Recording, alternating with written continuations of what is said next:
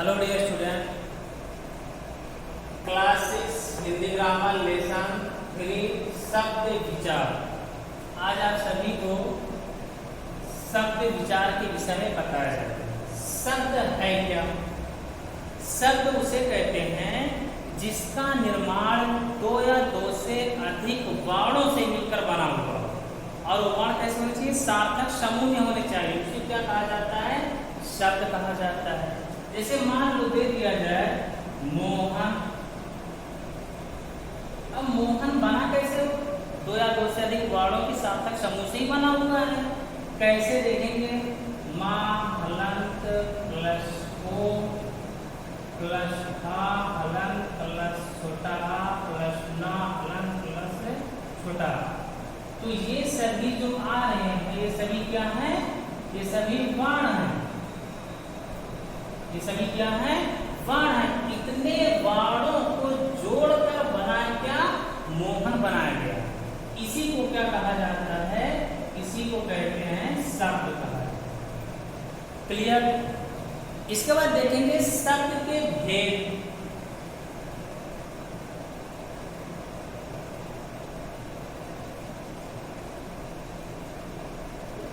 भेद में क्या हो जाएगा? प्रकार। अभी कितने प्रकार के होते हैं? ये जो होते हैं 4 प्रकार के होते हैं। इसके कितने भेद होते हैं? 4 भेद होते हैं। पहला देखेंगे कौन सा भेद होता है? पहला उत्पत्ति या स्रोत के आधार पर देखेंगे। उत्पत्ति या स्रोत के आधार पर। उत्पत्ति या स्रोत के आधार पर ये कितने होते हैं? इसके भी 4 भेद होते हैं। कि उत्पत्ति के आधार, कैसे इसकी उत्पत्ति हुई है? उत्पत्ति के आधार देखेंगे 4 हो जाएंगे। इसमें कौन कौन सा आएगा? पहला आपका हो जाएगा तत्सम। दूसरा आपका हो जाएगा तद्भव हो जाएगा। और तीसरा आपका हो जाएगा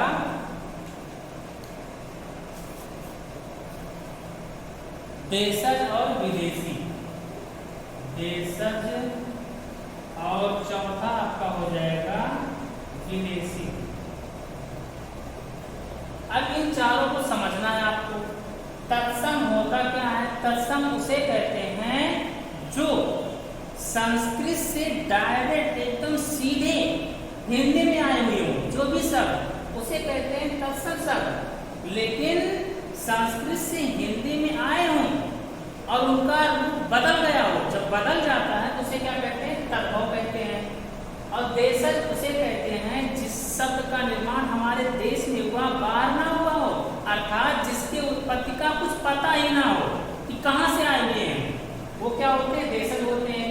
और विदेशी उसे कहते हैं जिसका निर्माण, जिस शब्द का निर्माण हमारे देश में ना होकर किसी बाहर देश में हुआ हो, उसे कहते हैं विदेशी। अब एक एक पॉइंट को आप लोग अच्छे से समझेंगे। पहला है तत्सम। तत्सम का मतलब आप लोग समझ ही चुके हैं कि जिस मतलब ऐसे शब्द जो संस्कृत से सीधे हिंदी में आए हों। तो तद्भव, तत्सम और तद्भव दोनों एक साथ पढ़ेंगे। जैसे दे दिया जाए अभी आपको निशा दे दिया जाए, या दिवा दे दिया जाए, या क्षेत्र दे दिया जाए, या निशा दिवा क्षेत्र,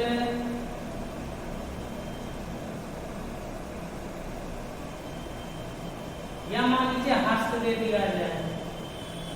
4 शब्द हैं। अब इन चारों का कोई अर्थ निकलता है, इसलिए इन चारों क्या कहा जाता है? तत्सम, क्योंकि डायरेक्ट संस्कृत से हिंदी में आए हैं। लेकिन इन चारों शब्दों का जो अर्थ होगा वही इनका तद्भव रूप हो जाएगा। जैसे निशा में क्या होता है? रात होता है। दिवा में क्या होता है? दिन होता है। क्षेत्र में क्या होता है? खेत होता है। हस्त में क्या होता है? आपका हाथ हो जाएगा।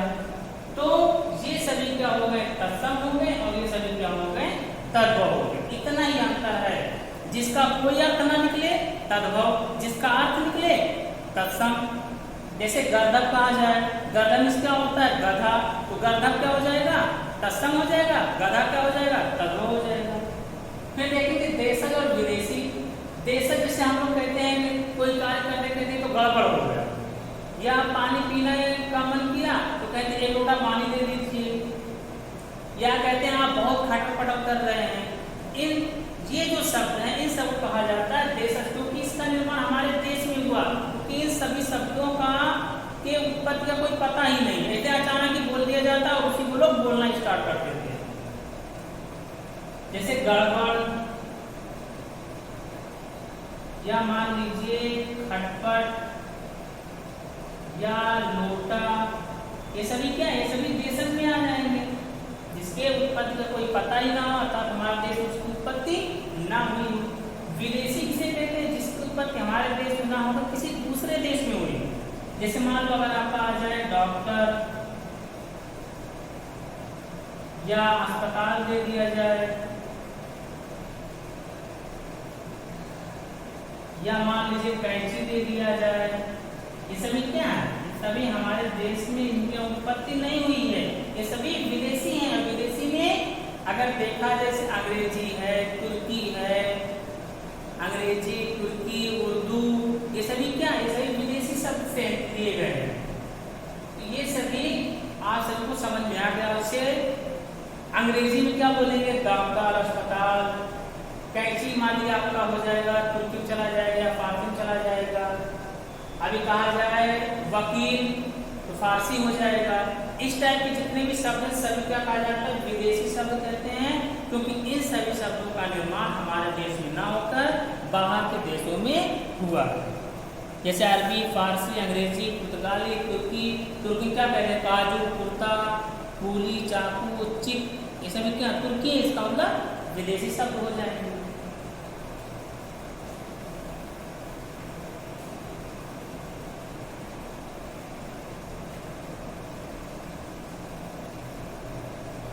इसके बाद दूसरा पॉइंट आपका आएगा, रचना या बनावट के आधार पर कितने होते हैं। रचना या बनावट के आधार पर कितने होते हैं, इसके 3 भेद होते हैं। रचना या बनावट के आधार पर शब्द के कितने भेद हो जाएंगे, 3 भेद हो जाएंगे। कौन कौन से होंगे, पहला आपका हो जाएगा रूढ़ हो जाएगा, और दूसरा आपका हो जाएगा यौगिक, और तीसरा आपका हो जाएगा योग रूढ़ हो जाएगा। तो आप लोग ध्यान दीजिएगा, रूढ़ क्या होता है, यौगिक क्या होता है, और योग रूढ़ क्या होता है। रूढ़ ऐसे शब्द को कहा जाता है जिस शब्द को यदि हम 2 खंडों में डिवाइड कर दे या बांट दे, लेकिन उसका कोई अर्थ ही ना निकले दोनों शब्दों का, उसे कहते हैं रूढ़ शब्द। और यौगिक शब्द उसको कहा जाता है जिस शब्द को हम 2 भाग में डिवाइड करते या बांटते हैं, 2 भागों में बांटने के बाद दोनों शब्दों का कोई न कोई अर्थ निकले, उसे कहते हैं यौगिक शब्द। योग गुण उसे कहते हैं कि ऐसा कोई शब्द हो जिसको हम 2 भागों में बांट दें, दोनों का सार्थक शब्द भी हो, लेकिन कोई तीसरा आ जाए, उसे कहा जाता है योग रूढ़ शब्द कहते हैं। अब एक एक समझेंगे। रूढ़ आपको समझ में आ गया, जैसे मान लीजिए दे दिया जाए आपको घर दे दिया जाए, अब पूछ लिया गया घर कैसा शब्द है, रूढ़ शब्द है, यौगिक है, योग रूढ़ है, तो हम इसको बांट कर देखेंगे 2 भाग में, घा और प्लस रा। क्या इन दोनों का कोई अर्थ निकलेगा, नहीं निकलेगा, इसलिए जो घर है वो क्या हो जाएगा, रूढ़ शब्द हो जाएगा। मान लीजिए दे दिया जाए पंखा, इसको देखेंगे पंखा दिया गया है, रूढ़ है, यौगिक है, योग रूढ़ है, तो कुछ करना नहीं, 2 भाग में बांट दो, इसको हो जाएगा पंख प्लस खा हो जाएगा। दोनों कोई मतलब ही नहीं निकल रहा, कोई अर्थ ही नहीं, इसलिए क्या हो जाएगा, रूढ़ हो जाएगा। यौगिक किसको कहते हैं, यौगिक में होता है जोड़, कि 2 शब्दों के मतलब कि ऐसा कोई शब्द हो जिसको 2 भागों में डिवाइड कर दिया जाए यदि, और दोनों कोई अर्थ निकले, उसे कहते हैं यौगिक। और यौगिक में कौन से आते हैं, जितने भी दीर्घ संधि में आते हैं सभी यौगिक शब्द कहलाते हैं। जैसे भी कह दिया जाए पुस्तकालय। अब पूछ लिया गया पुस्तकालय कौन सा शब्द है, ऋण है, यौगिक है या यौगुण है, हमें कुछ नहीं करना, दो भाग में डिवाइड कर लेंगे। इसका क्या हो जाएगा, पुस्तक और प्लस से आलय हो जाएगा। पुस्तक इस घर, आलय पुस्तक में से पुस्तक, आलय में से घर। देखें कोई तीसरा आ रहा, कोई तीसरा आ ही नहीं रहा। पुस्तक प्लस आलय अर्थात पुस्तक का घर हो जाएगा। तो इसका मतलब क्या हुआ, यौगिक हुआ। दूसरा दे दिया जाए आपको हिमालय दे दिया जाए, तो कुछ नहीं करना, दो भाग में हम डिवाइड करेंगे इसको, तो हो जाएगा हिम प्लस आपका हो जाएगा आलय।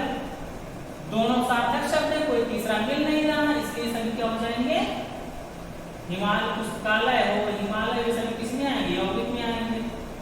यौगुण देखेंगे क्या इसमें होता है, इसमें क्या होता है, कोई ऐसा शब्द हो जिसको दो भागों में बांटने पर दोनों को अर्थ भी निकले और कोई तीसरा आ जाए। योग गुण में वही शब्द आते हैं जो बहुव्रीहि समास में आते हैं। बहुव्रीहि समास में जितने भी शब्द आते हैं सभी योग गुण शब्द कहलाते हैं। जैसे अगर दे दिया जाए आपको दशानन दे दिया गया, तो दो भाग में डिवाइड करेंगे, एक होगा 10, एक प्लस होगा आनंद। यौगिक दिख रहा है, लेकिन इन दोनों को जो दशान किसको कहा जाता है, कोई तीसरा आ रहा है, रावण हो जाएगा। यही जो तीसरा आ रहा है इसी के कारण जो कहा जाता है योग ऋण शब्द कहते हैं। यह दे दिया जाए अभी आपको, मान लो लंबोदर दे दिया जाए, तो क्या हो जाएगा, लंब प्लस उदर दे दिया जाएगा, कौन आ जाएंगे, गणेश आ जाएंगे। यही जो तीसरा आ रहा है इसी कारण क्या हो जाएगा, योग गुण शब्द हो जाएगा। आपके बुक में दिया गया है, जैसे दे दिया जाए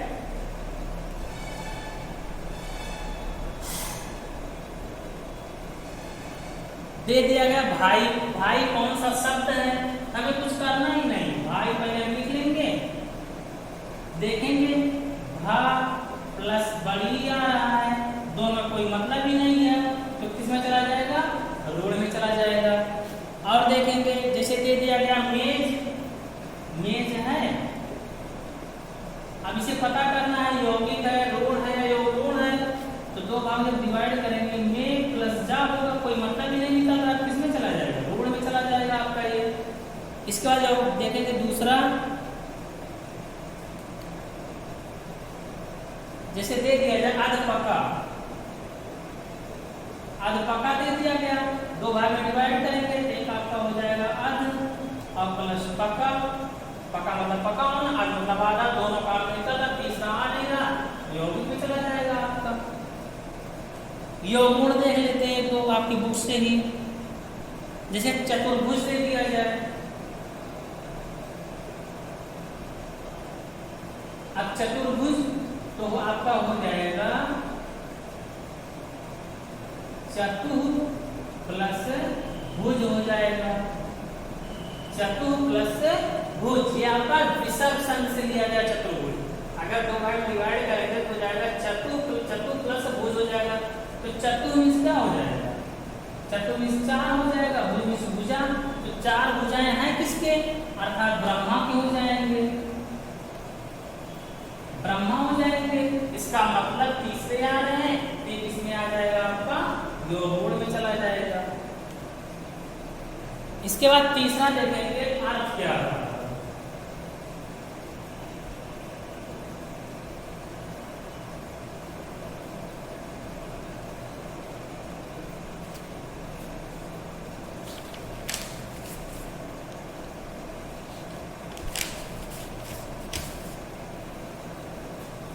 अर्थ के आधार पर जो शब्द होते हैं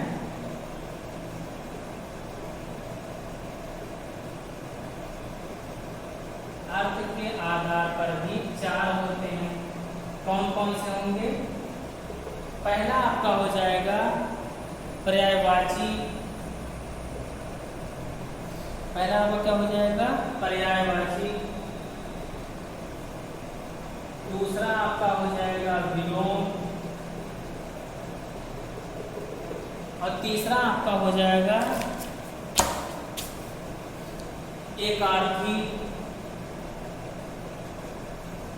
और चौथा आपका हो जाएगा अनेकार्थी।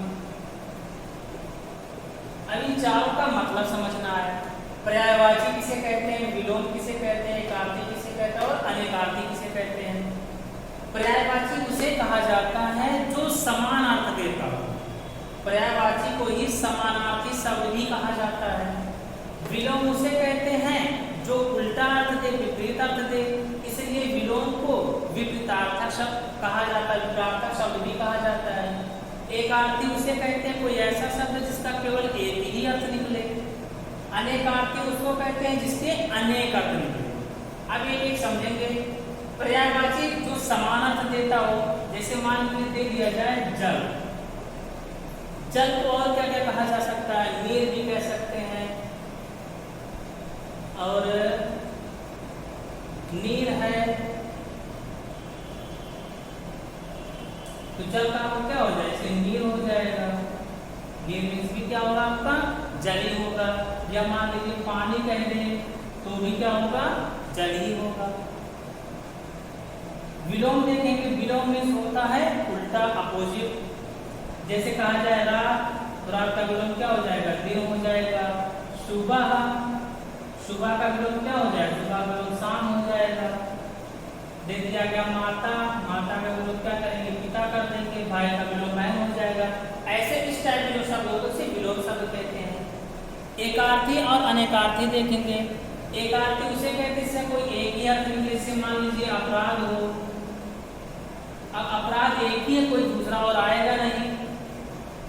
या मान लीजिए किताब कह दिया जाए, किताब अकेले ही, इसका और कोई अर्थ नहीं निकले। इन सबको ऐसे शब्द को क्या कहते हैं, एकार्थी शब्द केवल एक ही अर्थ निकले। अनेकार्थी उसके कहते हैं जिसके अनेक अर्थ निकले। जैसे अंबर, अब अंबर में आपका आकाश भी हो जाएगा, कपड़ा भी हो जाएगा, दोनों हो सकता है। आकाश है, कपड़ा या वस्त्र है, कपास भी होता है। इसके बाद लास्ट देखेंगे प्रयोग के आधार पर।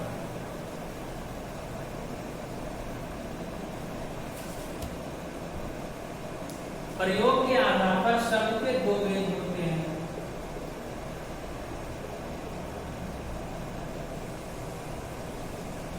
कितने होते हैं, दो।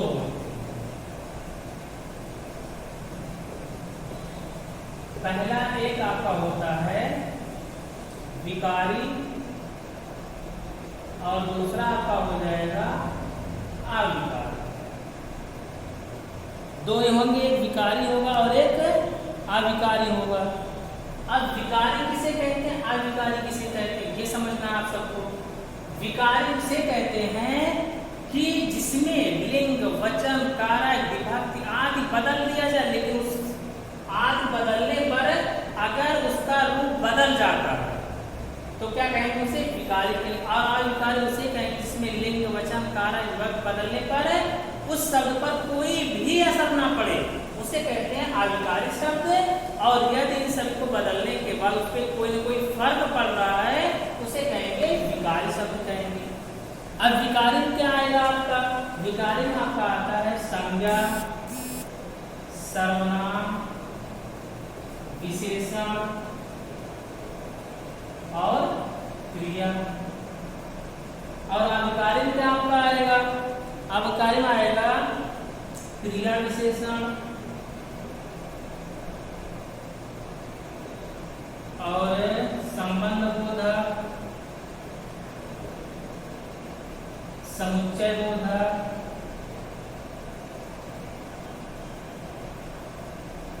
और चौथा आपका हो जाएगा विस्मयादि।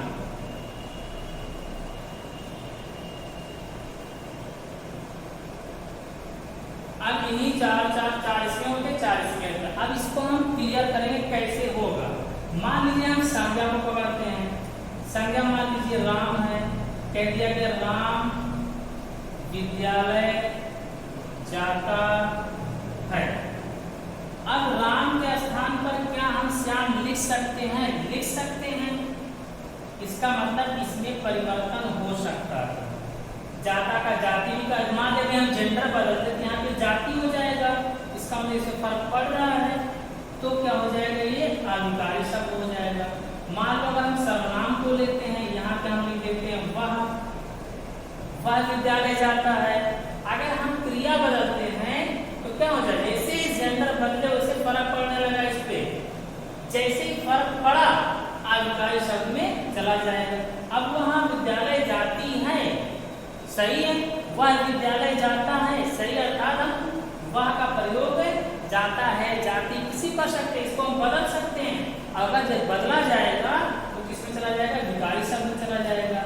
विशेषण देखते हैं, मान लीजिए अच्छा दिया गया है, मोहन पढ़ने में अच्छा है। अब उसी पर अगर हम जेंडर बदले सीता कर दे तो सीता पढ़ने में अच्छी है, इसका मतलब इसमें भी परिवर्तन हो सकता है, लेकिन किसमें चला जाएगा, विकारी चला जाएगा। क्रिया मान लीजिए ये जाता है क्रिया है, तो जाता है तो जेंडर बदलेंगे तो जाती है, इसका मतलब जाता है और जाती है हो सकता है, इसका मतलब फर्क इससे पड़ेगा, ये भी किसमें चला जाएगा, आविकारी चला जाएगा। इसके बाद देखेंगे नहीं किसमें जाएगा, ये विकारी चला जाएगा। इसके बाद देखेंगे आविकारी, इसमें देखते हैं परिवर्तन होता है या नहीं होता है। पहले देखते हैं क्रिया विशेषण, जैसे है आपका धीरे धीरे, ये क्या है आपका क्रिया विशेषण। मान ली कहा जाए वह धीरे धीरे जाता है, वही पर है। अगर हम कहते हैं जेंडर बदल दे, वह धीरे धीरे आके जाती कर दें, लेकिन इसमें कोई परिवर्तन नहीं हो रहा, धीरे धीरे अपने स्थान पर ही है, इसलिए इसको क्या कहा जाता है, आविकारी शब्द कहते हैं।